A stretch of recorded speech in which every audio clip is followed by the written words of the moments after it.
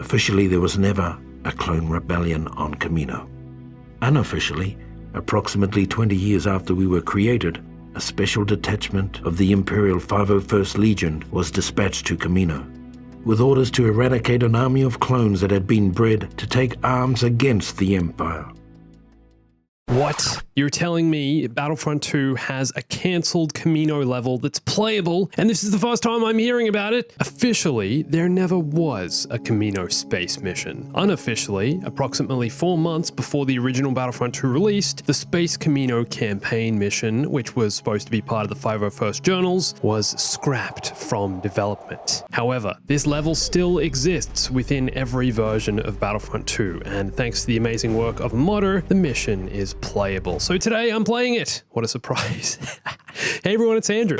With orders to eradicate an army of clones that had been bred to take arms against the Empire. What you're hearing is Tamura Morrison's early voiceover for the 501st Journal. This is clearly an early take, and it's quite different to the final version. There's no mention of Boba Fett, who leads the ground assault. Our mission commander, an expert on the inner workings of Kamino, was a young bounty hunter named Boba Fett. Instead, we get this. For many of us, it was the first time we'd seen the planet of our birth in nearly a decade. So the Kamino space mission was supposed to be right before the actual Kamino mission that made the final cut of the game. First, you'd take out the Kaminoan fleet, and then move down onto the planet to destroy the remaining clones and facility. But it's not the scrapped mission I find so interesting, it's the 501st Journal. To this day, I can't understand what motivated our creators to rise up against us. Had they gone mad? Had we failed them in some way? In the end, it really didn't matter. Now, I think Battlefront 2's 501st Journal is already one of the most interesting and darkest stories told in any Star Wars game. What amazes me so much about it is the fact all of this was created as an afterthought. Originally, Battlefront 2 wasn't supposed to even have a single-player campaign, but with the game being built around trooper combat and large-scale battles, the developers eventually decided that the idea of a 501st Journal was the way to go. The Journal follows a clone in the 501st Legion, who began his military career at the Battle of Geonosis right at the start of the Clone Wars, then experienced Order 66, turning on the Jedi, and eventually the clones' homeworld of Kamino. The Kaminoans had to be stopped, and their army of treacherous gene cousins destroyed. The story is already dark in itself, quite a dark time period in Star Wars, of course, but the beta version was so much darker. The first few kills were the hardest. After all, it's hard not to get a little spooked when the enemy screams with your voice. That line gives me chills. Man, I wish they left this in the game. So the mission itself, just jump in a TIE bomber and time to kill ourselves some Kaminoans. Bad Batch vibes, huh? So these rebel transports are supposed to be the Kaminoans attempting to escape their homeworld and reach other worlds to build their own little rebellion and fight the Empire. But we're putting an end to that right now, aren't we? Only thing is, we only have 3 minutes to destroy all these ships. Dude. Failed. Alright, I mean, I didn't start Bomb Squadron for nothing, I guess. Let's go. Dude, seriously, the pressure's on. If I die or if I miss a couple of bombing runs, I'll fail this again. I'm not gonna tell you guys how many times I played before succeeding.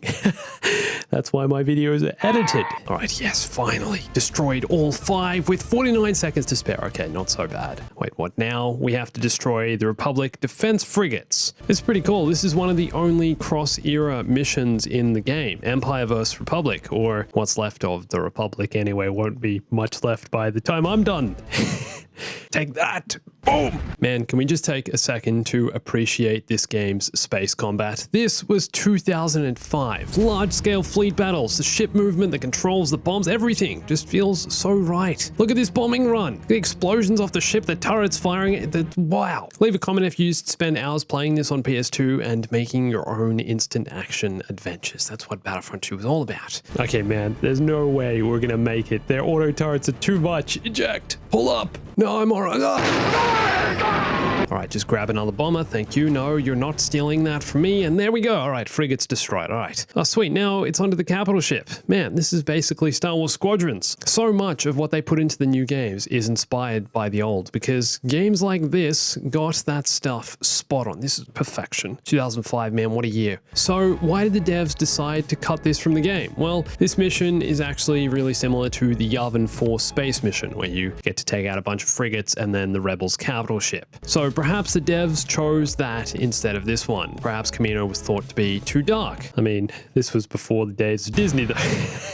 I don't know, this is right up that LucasArts dark-themed alley. This is where Force Unleashed was heading to. I feel like by the time they got to Force Unleashed, all their ideas were getting darker and darker and more messed up, and this one is right in there. Also, I just need to say, the Kamino space level was never actually completed. What you're seeing here wasn't actually finished. It was playable by extracting files from the beta version of Battlefront 2, but Dylan Rocket is the guy who restored all of this and actually made this a much more enjoyable experience. So huge shout out to him. Amazing job. This is so cool. And there's actually a bunch more Battlefront 2 beta content that was cut from the final release of the game, and to think that this game was actually way bigger than the one they released, or a bit bigger anyway, but that's insane. The game was already, at the time, the biggest Star Wars game made. I mean, apart from, you know, Knights of the Old Republic, but this was more of a battle sim. And still to this day, there's nothing else that captures the original nostalgia and the feel of Battlefront 2 2005.